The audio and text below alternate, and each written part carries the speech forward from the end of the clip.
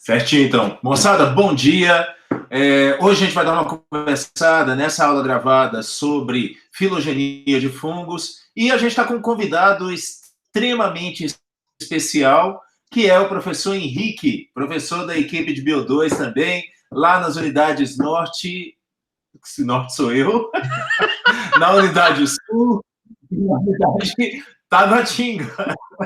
Você vê que a gente ensaia, não adianta nada, né, moçada? Mas a gente vai conversar sobre filogenia de fungos, pode ter certeza. Oi, gente. Vai lá, Henrique.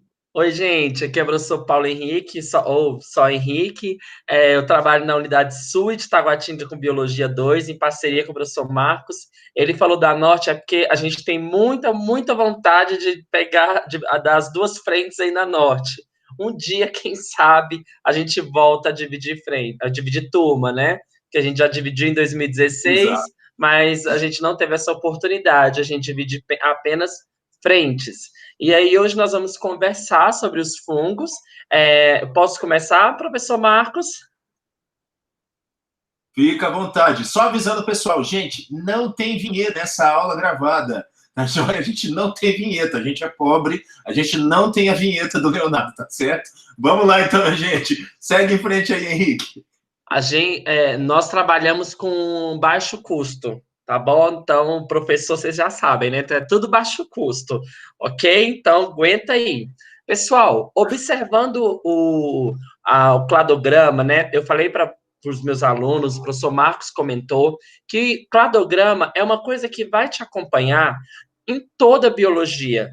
Não importa se é fungo, se é monera, se é planta, ele te acompanha, porque ele é uma historinha. O cladograma, ele é basicamente uma história, tá? Contada de um modo muito resumido. Quando você pega um cladograma, você sabe o grupo que surgiu primeiro, as características que são base, o que foi aparecendo ao longo do tempo, os grupos mais desenvolvidos. Então, é de suma importância que você retome o estudo de cladograma, caso você tenha alguma dúvida, porque nós vamos pegar firme na botânica, e botânica, se você entende um cladograma, você vai ter um sucesso absurdo. Mas vamos voltar aqui para os fungos. Os fungos que antigamente eram chamadas de plantas aclorofiladas. Não tem nada disso. Fungo não tem clorofila. Fungo é um heterótrofo por absorção, tá? Tem hifas e parede celular com quitina.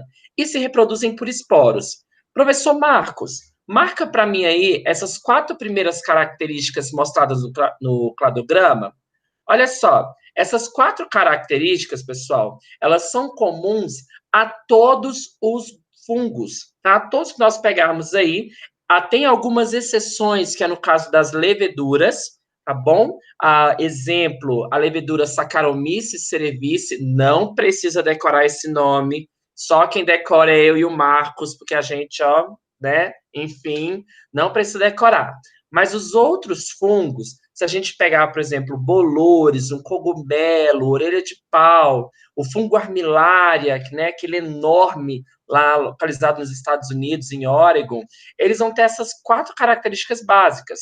Tanto é que os grupos vêm surgindo depois dessas características. Então, você vai ter parede celular com quitina, absorção de nutrientes do meio, ou seja, eles são heterótrofos por absorção, tem hifas, que podem ser hifas cenocíticas ou hifas septadas, conforme a gente estudou. As hifas cenocíticas, elas têm a hifa, ela não tem uma divisória, então os núcleos ficam meio que misturados.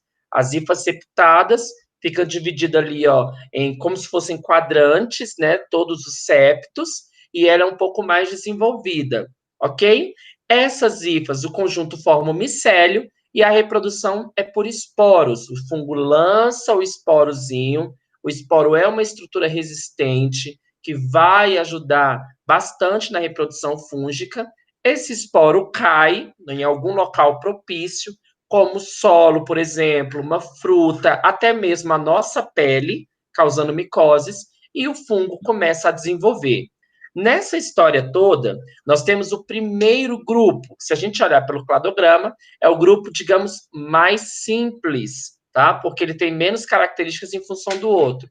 dos outros, perdão, que é o filo Chytridiomycota, ou os Chytridiomycetos, né? Vamos dar uma olhar. Olha lá, pessoal, esse é o primeiro filo, Chytridiomycota ou Chytridiomycetos, que são fungos que têm umas peculiaridades, tem umas coisas bacanas que o professor Marcos vai falar agora.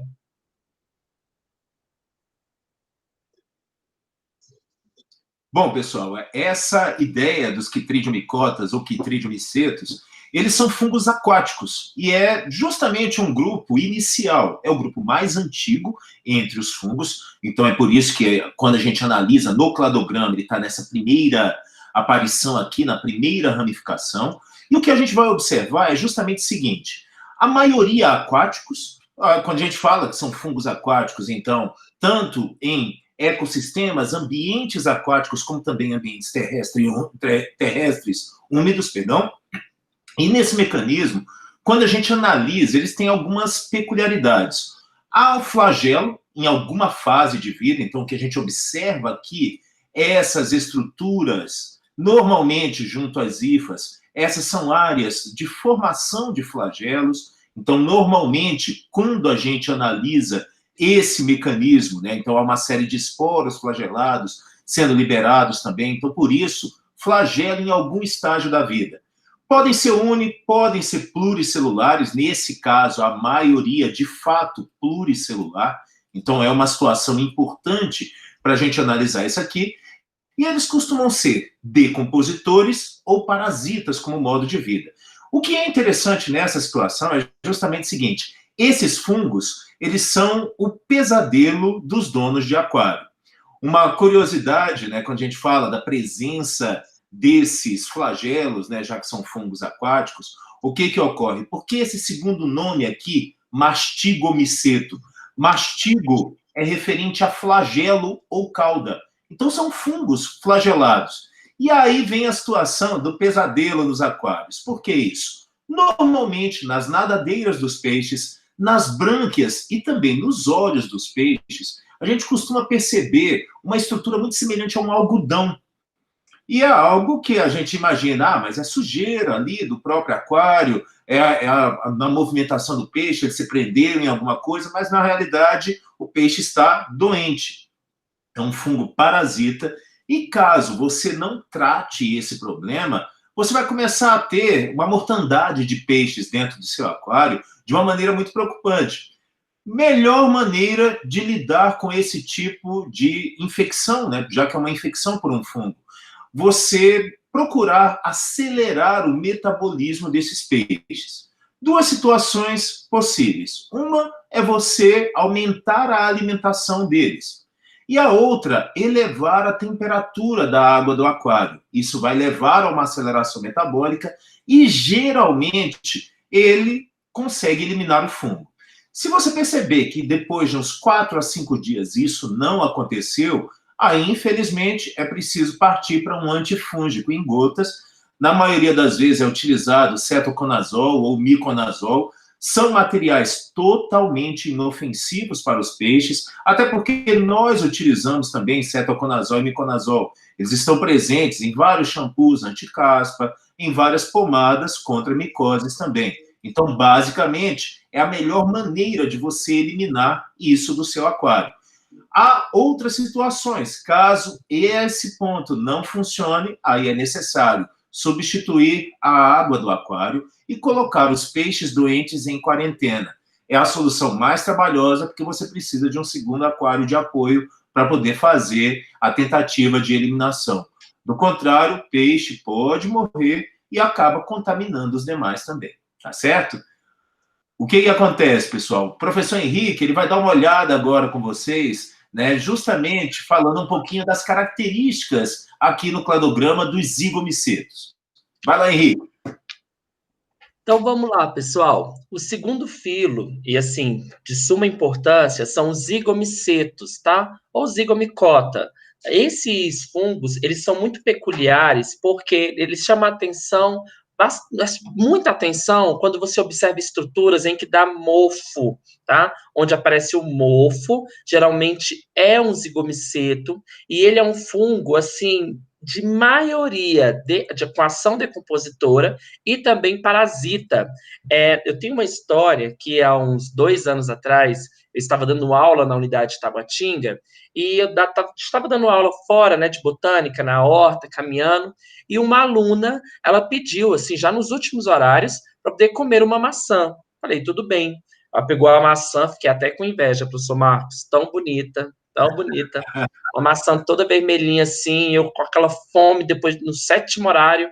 Aí ela falou, não, vou comer. Aí ela deu 2 mordidas e apareceu assim uma estrutura um pouco escura na maçã. Aí eu falei, não, vamos dar uma olhada nisso aqui. Ela me chamou, né? Falei, vamos dar uma olhada. Eu vou ali buscar uma faquinha para poder cortar a maçã, porque, né? Enfim, eu sou uma pessoa um pouco delicada, então eu não ia quebrar a maçã no meio. Aí um aluno falou: não, professor, deixa que eu resolvo. Pegou, enfiou o dedo aqui no meio, puxou a maçã. Falei, Ave Maria, né? Mas deu certo. Quando ele abriu a parte do meio ali do pseudofruto, né? Porque a maçã é um pseudofruto. Spoiler das aulas de botânica, acompanhe que a gente vai explicar sobre isso. Lá no meio estava tomado daquele bolor, estava tomado. E a parte assim estava ficando escura, ela era simplesmente um micélio vegetativo, né, assim, desenvolvendo pela maçã. Provavelmente iria externar, se esperássemos mais alguns dias, isso ia chegar à parte externa da maçã. Mas ela comprou ali logo no início e já comeu. Provavelmente ela comeu um pouquinho do micélio? Sim, muito provavelmente ela ingeriu um pouco de micélio, mas ela passa bem, tá ótima, tá tudo tranquilo, deu tudo certo. Só que esses fungos, pessoal, a galera, por eles crescerem em superfícies, a galera acha que eles têm uma reprodução um pouco dificultada, e na verdade não.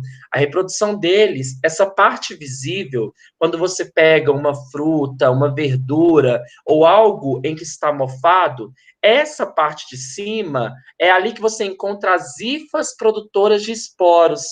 Essas hifas vão liberar esporos, tá? Vai cair no meio e originar novos fungos, tudo bem? E como eu falei para vocês, eles têm ação decompositoras e ação parasita. Galerinha, só que é o seguinte, a gente tem que lembrar uma coisinha, principalmente quem deseja FUVEST ou algum vestibular desse tipo, que qual é o esporo que cada grupo vai formar. O zigomicota ou zigomicetos, eles formam esporos chamados de zigósporos.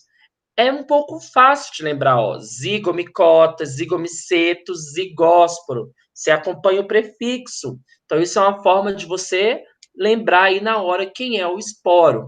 Mas não se enganem, esse fungo ele prolifera de forma muito rápida, ele tem uma importância muito grande, tem uma ação decompositora, uma ação ecológica muito grande, isso é importantíssimo para a gente. E outra coisa, esse fungo, ele é basicamente a transição do Chytridiomycota para a terra, né? Nós tínhamos lá o Chytridiomycota, que era aquático, e agora a gente passa para o Zigomycota. Reparem que entre ali onde o Marcos está marcando, olha só, onde tem o Chytridiomycota e o Zigomycota, ocorre a perda do flagelo, porque a partir de Zigomycota nós temos a conquista do ambiente terrestre. Agora o meu intuito é pegar e explorar mais o ambiente terrestre, é conquistar cada vez mais. Isso aí, o zigomicota, que é um fungo aparentemente mais simples, tá? Ele surge justamente nessa situação, onde tem a perda do flagelo, ele não vai ter mais essa característica, vai ter um esporo resistente que vai ser lançado, né, ali no meio pelo vento, por exemplo, para cair em algum substrato e desenvolver um novo fungo. Então, o zigomicota tem importância? Tem, porque é o primeiro filo aqui dentro da filogenia dos fungos que vai conquistar o ambiente terrestre, que não vai mais depender da água para a sua reprodução. Porque em Chytridiomycota, o esporo, que é o zoósporo, tá? Ele tem uma locomoção feita ali pela água, mediada pela água, ok? Agora aqui não. Professor, eu preciso decorar todos esses esporos?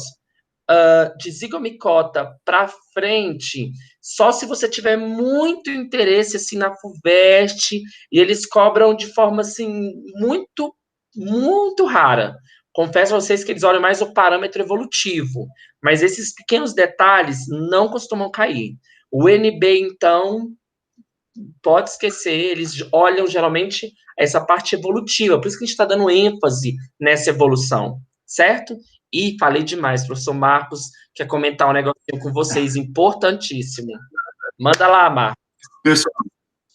Pessoal, isso que o Henrique está falando é justamente uma das situações que a gente havia comentado também em nossas aulas, né? Exatamente que fungos acaba sendo um assunto pouco cobrado. A última vez que no PAS algo foi cobrado nesse sentido foi em 2017, na edição 2017, mas quem pretende fazer provas da FUVEST, quem pretende fazer provas como a da Unicamp, por exemplo, ou de algum instituto como o ITA, por exemplo, de fato, nessa parte, há situações onde determinados assuntos, que são detalhes, né, demais, acabam sendo cobrados. Uma curiosidade sobre esses zigomicetos é justamente o seguinte, é o grupo do bolor do pão. E durante a Segunda Guerra Mundial, dentre as diversas atrocidades que aconteceram na Segunda Guerra Mundial, os campos de prisioneiros e os campos de concentração, as pessoas que estavam ali, eles ficavam em condições subhumanas. E entre essas condições subhumanas envolvia também o aspecto de adoecerem, muitas vezes morriam em razão dessas doenças, e a alimentação era sempre muito pobre em nutrientes, e frequentemente alimentos estragados. Várias e várias vezes as pessoas nesses campos recebiam pão mofado, né, o pão com bolor. Justamente essa situação, que era uma agressão à humanidade dessas pessoas, pode ter acabado por salvar muitas vidas, por incrível que pareça. Né? Mesmo na crueldade em que isso aconteceu, um aspecto biológico salvou a vida das pessoas. Fungos costumam produzir substâncias antimicrobianas. O próprio penicillium, né, justamente o produtor da substância que hoje nós conhecemos como penicilina, quando foi isolado, foi uma demonstração típica daquela relação ecológica de amensalismo ou antibiose. Então, essas pessoas que muitas vezes estavam com infecções bacterianas mais sérias, acabavam comendo aqueles pães mofados, os pães embolorados, e sem saber exatamente a substância antimicrobiana nesses pães, é o que acabou por salvar a vida dessas pessoas. É algo assim, dentre tantas adversidades na Segunda Guerra Mundial, um fato biológico interessante foi responsável por salvar algumas vidas, felizmente. Vamos dar uma olhadinha um pouco mais naquele cladograma, já que o Henrique vai falar um pouquinho dos ascomicetos, antes da gente dar uma olhada nas características específicas deles. Então, galerinha, pegando esse gancho aí depois dessa explicação sensacional sobre os fungos, né, sobre a parte dos bolores, a importância que teve aí na Segunda Guerra Mundial, salvou muita gente, né? Nós entramos agora no grupo dos ascomicotas. Só que é o seguinte, galera, antes de tudo, para tudo e pensa aqui comigo. O bolor do pão, vamos imaginar que o meu celular, aquele bolor negro, o micélio reprodutivo está aqui em cima. O micélio vegetativo está aqui embaixo, imerso, né, no pão, na fruta, na verdura, que seja. Aqui em cima tem o micélio vegetativo com as hipas produtoras de esporos. Então, quando eu vou lançar os meus esporos, eu acabo lançando um pouco perto, tá? Eu acabo lançando um pouco perto. Não lanço, não vou chegando tão longe. Então, qual é a primeira coisa que aparece, galera? Aqui, olha só, surge uma coisa nova, tá bom? Surge uma coisinha nova, interessante, porque nos ascomicetos, a primeira grande novidade é um corpo de frutificação. O que é esse corpo de frutificação? Imaginem vocês que tem o solo, aí aqui imerso tem o micélio vegetativo, e essa parte aqui de cima é o corpo de frutificação. É uma estrutura que sai do substrato, tá? Ela sai desse substrato, mantendo o fungo mais alto e as hifas produtoras de esporos mais altas. Se eu ganho uma altura, qual é a vantagem aqui? Eu consigo lançar os meus esporos mais longe. Então, eu vou lançar o meu esporo, ó, o mais longe possível. Vou conquistando mais espaços. Claro que o vento bate aqui e vai levando. Isso aqui é muito sensacional. Vamos comparar, olha só. Eu tenho o micélio vegetativo lá do zigomicota e agora eu tenho uma estrutura que chama corpo de frutificação, que me ajuda bastante. Então, dentro desse corpo de frutificação, eu vou ter o meu micélio reprodutor, minhas hifas produtoras de esporos, e imerso no substrato, né? Ali pode ser o pão, o solo, enfim, vai ter o meu micélio vegetativo. Esse corpo de frutificação faz toda a diferença nos grupos ascomicotas e basidiomicotas. Percebam, como há o surgimento do corpo de frutificação, como esses fungos são mais complexos, tá? Digamos em estrutura, vocês vão reparar que tanto a ascomicota como o basidiomicota, eles são formados por hifas septadas, por aquelas hifazinhas, ó, todas septadas. E o quitridiomicota e o zigomicota, eles têm as hifas aseptadas, ou como os vestibulares gostam de chamar, cenocíticas. Tudo bem? Então, é bem fácil lembrar. Os dois primeiros, mais simples, aseptadas, cenocíticas, os mais complexos, septadas, tá bom? Que favorece esse corpo de frutificação. Só que como o grupo aqui, o ascomicota, ele tem um corpo de frutificação, esse corpo de frutificação dos ascomicotas ganha um nome, tá? Isso aqui tem um nome. O corpo de frutificação dele é chamado de ascocarpo.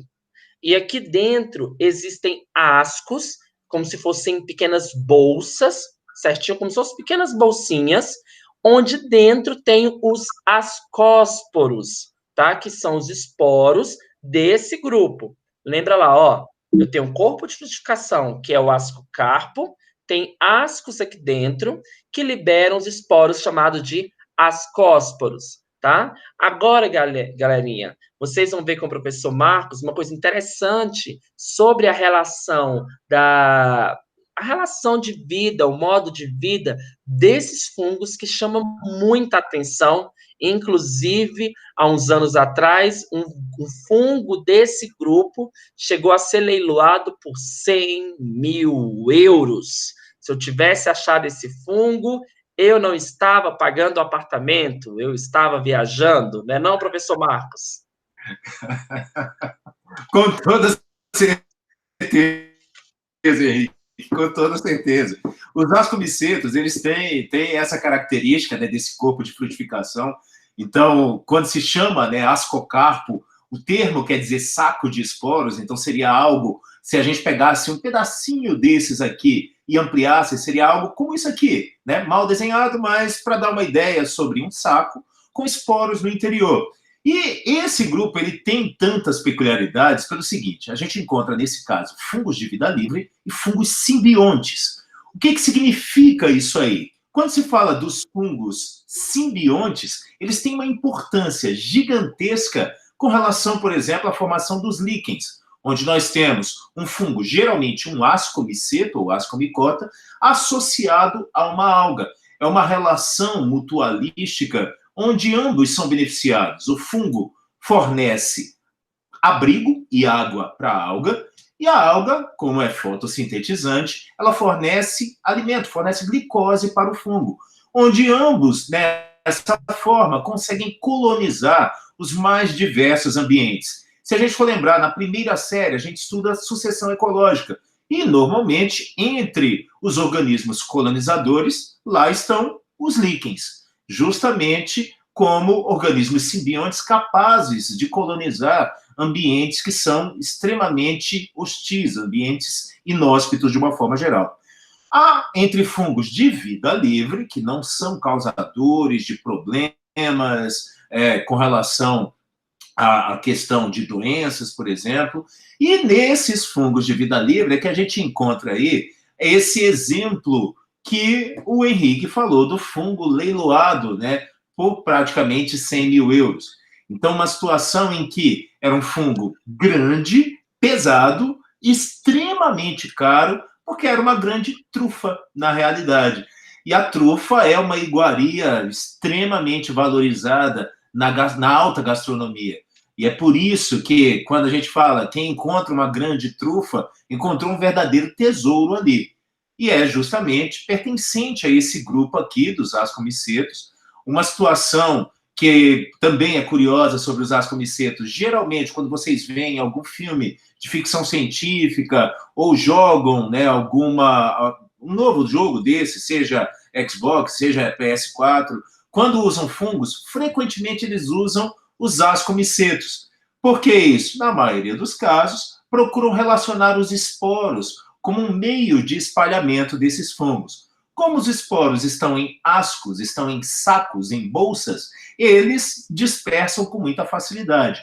Um exemplo relativamente recente disso é o jogo The Last of Us, né, que no caso coloca ali uma anatomia de ascomiceto, mas o fungo real, o Cordíceps, ele é um basídio miceto, é o próximo grupo que o Henrique vai comentar um pouquinho agora, tá certo? No filme Alien Covenant, eles usam bastante os ascomicetos para indicar o espalhamento de uma infecção em determinado momento do filme. Então, são algumas situações que, quando a gente para prestar atenção, os fungos estão muito mais presentes do que o que a gente imagina em nossa vida. Vamos voltar lá para o cladograma, já que o Henrique vai introduzir essa parte dos basidiomicetos. Então, pessoal, o professor Marcos falou com vocês aí das trufas, né? As trufas negras, que são as mais comuns, ok? São as mais fáceis de achar. Elas vão custar aí uma bagatela de $5.000 o quilo, $10.000. As trufas brancas custam mais ou menos aí $15, $20.000 o quilo. Então, eu e o professor Marcos estamos aceitando doações de trufas, caso vocês não queiram. Vocês podem colocar tudo numa caixa e doar, que nós aceitamos, ok? Então, fiquem extremamente à vontade para doar trufas brancas e trufas pretas para os professores de biologia. A gente aceita tranquilamente, não é verdade, professor Marcos? Sem dúvida, sem dúvida. Gente, os basidiomicetos é o grupo assim, ó, é o que a galera pira, o que a galera acha lindo. Por exemplo, o fungo Amanita muscaria, né? O fungozinho lá, o cogumelo do Mario, aquele vermelhinho, lindo. Todo mundo acha ele lindo. Porém, queridos, ele é lindo, porém cretino, porque ele é tóxico, tá bom? Se a gente dá uma analisada no fungo dente sangrento, parece um bolinho. Gente, que fungo bonito! Eu não sei se o professor Marcos, depois vocês já viram, pesquisando na internet, parece um... Mostrou? Parece um bolinho de morango com calda de frutas vermelhas, um cupcake, ó, uma delícia, né? Dá mais vontade de comer do que os cupcakes do Bud Valastro. Mas isso é outra história. Porque ele é bonito. Hã? Estou dizendo, eu não sei nem quem é, assumo a ignorância. Bud Valastro, o Cake Boss, gente, o Cake Boss, né? Você vai lá em São Paulo, você paga R$18 no cupcake veludo vermelho. E o trem não é gostoso. Pronto, fiz minha propaganda, vou seguir aqui a vida. Compra cupcake comigo. Compra não, gente, eu não sei cozinhar. Vamos lá. Os basidiomicetos, pessoal, eles são fungos bem complexos. Isso porque eles também têm um corpo de frutificação, formados ali pelas hifas septadas, só que esse corpo de frutificação vai receber o nome, tá bom? Ele vai ser chamado de basidiocarpo. E dentro do basidiocarpo, tá bom? Existem umas estruturas especiais, é como se fossem assim hifas especializadas, chamadas de basídios, tá? Esses basídios, eles vão formar os esporos. Qual é o esporo? Basidiósporo. Lembra que eu falei que é só associar o nome? Olha só, o filo é Basidiomicota, corpo de frutificação Basidiocarpo, que é aquele chapéuzinho, né? Que ali é o pílio, onde tem as lamelas, que vocês já viram na morfologia dos fungos. E ali dentro existem basídios, que são estruturas, ok? Que vão originar os esporos conhecidos como basidiósporos. Por que o grande sucesso desse grupo? Porque vocês observam tanto fungo, né, dentro do Basidiomycota. Justamente por causa dessa especialização do seu corpo de frutificação, como é muito elaborado, né, como tem essa estrutura de chapéu, é muito protegido, então ele tem uma produção alta de esporos com uma consequente alta liberação de esporos. Isso favorece a proliferação fúngica. E aí nós chegamos, pessoal, no último grupo aqui da filogenia dos fungos, os basidiomicetos, que são, assim, extremamente falados. Olha só, lembrem-se que os dois últimos são mais complexos, porque tem esse corpo de frutificação. Os dois iniciais não é que não prestam, eles são mais simples, tá bom? Falando em questão de estrutura. Lembrem-se de relacionar o que é importante. Saber que zigomiceto é o primeiro grupo a ele conquistar o ambiente terrestre, ok? Lembra que flagelo só lá no primeiro.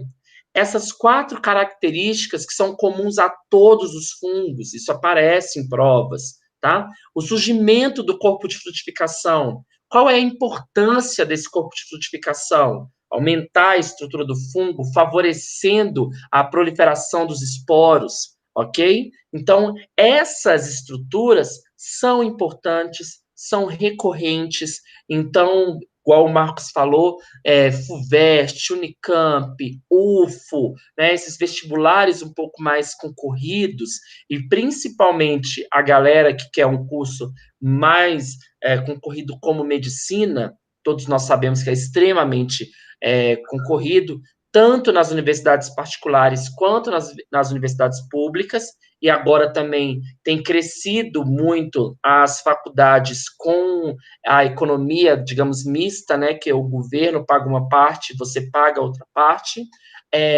Então, esses vestibulares é uma questãozinha que pode te colocar dentro ou fora. E, às vezes, os fungos podem entrar aí como um diferencial. Os fungos, às vezes, negligenciados como conteúdo, fala que se quer fácil, e vem uma análise de cladograma dessa e pode te enrolar. Podia te enrolar, porque agora você está dominando o assunto. Agora você sabe olhar isso aqui e, né, sambar na cara da prova lá para o vestibular de medicina ou do curso que você tem interesse, tá bom? Todos os cursos têm o seu valor, têm o seu reconhecimento. Professor Marcos. Perfeito. Depois dessa, não tem nem o que acrescentar. A gente parte para os minutos finais de nossa aula, né? A gente está quase chegando em 30 minutos. Então, a gente vai falar da nossa última parte desse assunto, pessoal. Justamente um ciclo de reprodução, um ciclo geral da reprodução dos fungos. E a gente já adianta o seguinte: é preciso saber esse ciclo em detalhes? Não, não é. Na realidade, há uma situação fundamental para nós analisarmos. Basicamente, a questão que nós chamamos de alternância de gerações. E é algo que a gente observa bastante no ciclo reprodutivo dos fungos. Nós temos aí uma fase de vida sexuada, uma fase de vida assexuada. Então, a grande importância, quando nós analisamos, a presença de esporos nas duas fases. Então, em muitos momentos, quando se fala de reprodução de fungos, é muito comum nós colocarmos apenas, é uma reprodução em que há participação de esporos. De fato, há participação de esporos. Mas nós temos estágios diferentes, estágios haploides, estágios diploides. E é aí que entra a importância da chamada metagênese ou alternância de gerações. Nós vamos ter momentos em que o organismo tem uma estrutura haploide e momentos em que ele vai ter um estágio diploide. Então, basicamente, o que nós precisamos saber sobre esse ciclo é que haverá, nos casos específicos, por exemplo, como dos ascomicetos e dos basidiomicetos, a presença de uma estrutura especializada formadora de esporos e de acúmulo desses esporos, os chamados corpos de frutificação. Mas nós teremos em cada um dos micélios reprodutivos estrutura formadora de esporos, sim. Essa estrutura aqui, se a gente for observar N haploide, formando esporos por mitose, então não há alteração no número cromossômico. Esses esporos haploides, eles vão ser liberados no ambiente, vão germinar. O que é interessante é que formam novamente um micélio haploide. Nesse micélio haploide, frequentemente, nós temos encontro de duas hifas diferentes. E aí, com isso, ocorre um estágio dicariótico, um estágio com dois núcleos, uma cariogamia, uma fusão de núcleos, e aí nós chegamos exatamente nesse estágio diploide aqui.